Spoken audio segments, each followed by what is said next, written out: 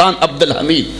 باقی سلطان صلاح الدین ایوبی کی کہانیاں تو ہیں ہی بڑی جو ہے وہ خوبصورت. نور الدین زنگی کی کہانی تو ہے ہی بڑی جو ہے وہ خوبصورت. وہ تو ایمانوں کو حرارت دیتی ہے. جب ریجینالڈ نے کہا نا مسلمان حاجیوں کو روکا اور ان کا سامان لوٹا اور لوٹ کر کے کہا بلاؤ اپنے نبی محمد کو جو تمہاری جان چھڑائے, تو سلطان صلاح الدین ایوبی نے جب یہ بات سنی, میں نے روایات میں پڑھا ہے اس کی آنکھوں سے شرارے نکلتے تھے اور وہ ہونٹ پیستا تھا اور دانت پیستا تھا, اور اس نے غصے میں قسم کھائی کہ اتنی دیر تک چین کی نیند نہیں سوؤں گا جب تک اس ظالم کو اپنے ہاتھوں سے کیفر کردار تک نہیں پہنچا دے. پھر 2.25-3 سال تک سلطان نے اپنی کروٹ بستر سے نہیں لگائی. یہ تاریخ ہے ہماری. جب نیند تنگ کرتی تھی خیمے کی چوب سے ٹیک لگا کے آنکھوں کی آگ نکال لیتا تھا. بستر پہ اس نے اپنی کمر نہیں لگائی. پھر 3 سال 3 سال کے بعد انگلستان کے سارے شہزادے وہ وقت بھی آئے کہ لائن میں کھڑے تھے. اس نے شاہ گاموں کو اپنی کرسی دی. کہا جسے کرسی دیتے امن دیتے ہیں, ہم سفارتی آداب جانتے. اس نے نائٹس کو اب خورا دیا, پانی پلایا. کہا جس کو ہم پانی دیتے ہیں امن دیتے ہیں. لیکن جب باری آئی ریجینالڈ کی, سلطان اچھل کے کھڑا ہوا اور اس کی رگیں پھول گئیں, آنکھوں میں شرارے تھے, اور اس نے جھپٹ کے اس کو گرے باندھ سے پکڑا اور پٹک کے زمین پہ مارا اور اپنی تلوار کے ٹکڑے کرتے ہوئے کہا او کتے, تو نے کہا تھا بلاؤ اپنے نبی محمد کو, محمد عربی نے اپنا نوکر بھیج دیا ہے. اس کے ٹکڑے ٹکڑے کر کے رکھ دیے. ہمارے حکمرانوں کی یہ زندگیاں تھیں, یہ ان کی تازگیاں تھیں. آج بے حمیت اور قوم, ملت, وطن, دین کے غدار لوگ تخت و تاج پہ بیٹھے ہوئے ہیں. فلک نے انہیں بخشی ہے خواجگی جو جانتے نہیں روش بندہ پروری کیا ہے, جنہیں پتہ ہی نہیں حکومت اور تخت و تاج کسے کہتے ہیں. شاید کہتے ہیں واشنگٹن اور وائٹ ہاؤس سے سند ملتی ہے اقتدار کی. مسلمانوں کو اقتدار ملا ہے تو محمد عربی کے نالین کا صدقہ نصیب ہوا ہے. حضرت عمر عرض تہامہ سے گزرے تو پھوٹ پھوٹ کے رونے لگے. کسی نے کہا عمر اتنے بڑے جوان اور یہاں رو رہے ہو؟ حضرت عمر نے کہا تمہیں نہیں پتا, مجھے کہانی یاد آ گئی. کہا کیا ہوا؟ کہا میرے باپ خطاب نے مجھے کہا تھا اسی وادی میں یہ 5 اونٹ لائن میں کھڑے کرو. میں آگے والے کھڑا کرتا تھا, پیچھے والا ٹیڑھا ہو جاتا, پیچھے والا سیدھا کرتا تھا, آگے والا ٹیڑھا ہو جاتا. میرے باپ خطاب نے مجھے بڑا مارا. ایک عرب کے بیٹے ہو کر 5 اونٹ لائن میں کھڑے نہیں ہوتے تم سے؟ کہا ایک زمانہ وہ تھا کہ عمر سے 5 اونٹ لائن میں کھڑے نہیں ہوتے تھے, اور آج 25 مربع میل کی حکمرانی ہے. شرق سے لے کر غرب تک ساری دنیا ایک لائن میں کھڑے ہیں. کہا یہ محمد عربی کے جوڑوں کا صدقہ نہیں ہے تو اور کیا ہے؟ میں تو 5 اونٹ لائن میں کھڑا نہیں کر سکتا تھا. یہ 56-57 اسلامی ملک بوریا ممنون خواب راحتش, اقبال نے کہا بوریا ممنون خواب راحتش, تاج کسرا زیر پائے امتش.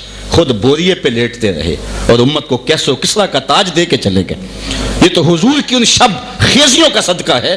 خود پھٹے پرانے کپڑے پہنتے رہے لیکن امت کے لیے کیا کچھ حضور دے گئے. کس قدر حضور علیہ الصلوۃ والسلام نے یہ سارے تخت و تاج اور جو کچھ ہے یہ حضور کی عطا ہے, یہ حضور کی سیر خیزیوں کا نتیجہ ہے, یہ حضور علیہ الصلوۃ والسلام کی دین ہے.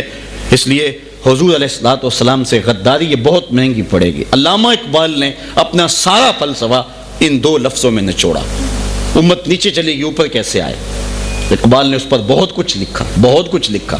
یہ سبب بھی ہے, یہ سبب بھی ہے, یہ بھی سبب ہے. لیکن جواب شکوہ کے اندر جو خلاصہ اقبال نے بیان کیا, اپنا سارا فلسفہ 2 لفظوں میں نچوڑا. وہ کیا؟ کی محمد سے وفا تو نے تو ہم تیرے ہیں, یہ جہاں چیز ہے کیا لوح و قلم تیرے. اللہ کہتا ہے میرے محمد سے وفا کر لو, پھر سارا زمانہ تمہارا ہوگا, پھر قلم بھی تمہارے ہاتھ میں دے دیں گے, لوح بھی تمہارے ہاتھ میں دے دیں گے. پھر اپنی تقدیر خود لکھا کرنا, جو لکھو گے وہی زمانے کی تقدیر بناتے چلے جائیں. پھر خدا بندے سے خود پوچھے گا بتا تیری رضا کیا ہے. اگر حضور سے وفا کا رشتہ مستحکم کر لیتے ہیں پھر سارا زمانہ ہمارا ہے. اگر حضور سے رشتہ وفا مستحکم نہیں ہے تو پھر کچھ بھی نہیں ہے. اللہ اکبر. یہ مضمون ضروری بھی تھا اور اس وقت یہ کرنٹ ایشو بھی ہے.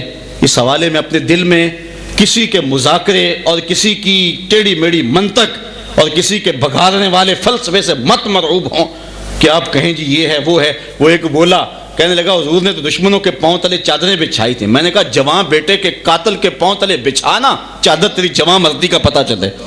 اپنے دشمن کو معاف کرنا اور ہے, رسول اللہ کے دشمن کو معاف کرنا اور ہے. اپنانا سنت. تیرے بیٹے کا قاتل آئے تو بچھانا چادر تیری جوان مردی کا پتہ چلے. اپنا دشمن کو معاف کرنا جوان مردی ہے. لیکن محبوب کے دشمن کو معاف کرنا بےغیرتی ہوا کرتی ہے، اور 14 صدیوں میں کبھی بھی ایسا نہیں ہوا کہ حضور علیہ السلام کے گستاخ کو معاف کیا گیا ہو۔ اس کی سزا یہی ہے کہ اس کا سر تن سے جدا کر دیا جائے، تاکہ جو ہے وہ کسی کو یہ جرأت نہ ہو۔ امام مالک کہتے ہیں 2 ہی باتیں ہیں اس دھرتی پہ، یا عاشقان رسول زندہ رہیں گے یا دشمنان رسول زندہ رہیں گے۔ تو یہ ہماری زندگی کا سرمایہ ہے۔ ہم بہت کمزور ہیں عملی طور پہ، جن کوتاہیوں میں ہم مبتلا ہیں، آپ کو بھی پتہ ہے، مجھے بھی پتہ ہے، نہ ہماری وہ شکلیں رہی، نہ ہمارا وہ کردار رہا، آج ہم کہاں سے لڑک کے کہاں چلے گئے۔ لیکن ساری گناہ گاریوں کے باوصف ہم جب دل کا سودا جب بھی کرتے ہیں تو بازار مصطفیٰ میں کرتے ہیں۔ ہزارہ کوتاہیوں کے باوجود ہم حضور کی آبرو پہ اپنا سب کچھ قربان کر دینا زندگی کا اعزاز سمجھتے ہیں۔ غازی علم الدین کا جب جنازہ اٹھا تھا 6 لاکھ لوگ جنازے میں تھے۔ پیر سید جماعت علی شاہ رحمۃ اللہ تعالیٰ علیہ امیر ملت، آپ جنازے میں شامل ہوئے، گردن جھکا کے چل رہے تھے۔ پھر آپ نے کہا دوستو، میں نے بڑے بڑے بادشاہوں کی کہانیاں پڑھی، میرے دل میں کبھی یہ ارمان نہیں جاگا کہ فلاں بادشاہ میں ہوتا۔ میں نے بڑے بڑے پہلوانوں کے ذکر سنے، کبھی دل میں پیدا آرزو نہیں ہوئی کہ فلاں پہلوان میں ہوتا۔ فرمایا ہاں میں نے بڑے بڑے ولیوں کے قصے پڑھے ہیں، دل میں یہ جذبہ بھی نہیں جاگا کہ فلاں ولی میں ہوتا۔ لیکن جب غازی علم الدین کا جنازہ جا رہا تھا، میرے دل میں یہ جذبہ انگڑائیاں لے رہا تھا، کاش اس 4 پائی پہ آج جماعت علی شاہ ہوتا۔ میں نے خود اپنی ان آنکھوں سے غازی عامر چیمہ شہید کے مزار کی پائنتی پر ایک سید زادے کو روتے ہوئے دیکھا، جو ہاتھ پھیلا کے دعا مانگ رہا تھا، ربا میں تینوں یہ نہیں کہندا مینوں عامر چیمہ بنا دے، میں تے کہنا دے قدماں دی خاک ہی بنا دے۔ یہ ہے اعزاز، یہ ہے سربلندی، یہ ہے کامیابی۔ وہ غازی علم الدین جو چند لمحوں قبل جو ہے وہ بڑھئی کی دکان پہ ٹھک ٹھک کرتا تھا، پھر حضور نے ایسی کرم نوازی کی، ہزاروں سینوں میں دھک دھک کرنے لگا۔ وہ عزت ملا کہ وہ صوفیوں کو چلوں سے وہ نصیب نہیں ہوا جس کو ایک جو ہے لمحے سے نصیب ہو گیا۔ یہ جنت کا شارٹ کٹ رستہ ہے، حضور کے قرب کا شارٹ کٹ رستہ ہے۔ یہ اعزاز ہے اگر کسی کو نصیب ہو جائے۔ اپنے دل میں اس حوالے سے کبھی بھی کوئی لچک پیدا نہ ہونے دیں، اور امت نے کبھی بھی اس معاملے کے اندر ہزارہ معاملات میں کمزوریاں دکھائیں، لیکن ہم یہ پہلی مرتبہ ایسا ہوا ہے، ورنہ امت کے اندر ایسی لچک کبھی بھی کسی دور کے اندر بھی پیدا نہیں ہوئی۔ تو بات کر رہا تھا کہ صحابہ حضور کے دروازے پہ دستک بھی دیتے تو ادب سے دیتے، انگلیوں کے پوروں سے در محبوب پہ دستک دیتے۔ کہتے ہیں حضرت اسامہ بن زید کہ میں نے دستک دی، حضور تشریف لے آئے، رات کا حصہ تھا، میں نے حاجت کہی، حضور نے پوری کر دی۔ جب میں حضور سے حاجت کہہ رہا تھا، میں نے ایک منظر دیکھا، چونکہ رات کا موقع تھا، حضور ایسے ہی چادر اوڑھ کے آ گئے۔ تو میں نے جب حضور سے بات کی تو میں نے ایک منظر دیکھا، وہ کیا تھا کہ چادر کے اندر سے دائیں بائیں سے حرکت کا احساس ہوتا ہے۔ تو جب میری بات مکمل ہو گئی تو مجھ سے رہا نہ گیا، میں نے پوچھ ہی لیا، میں نے عرض کی حضور یہ چادر کے اندر کیا ہے؟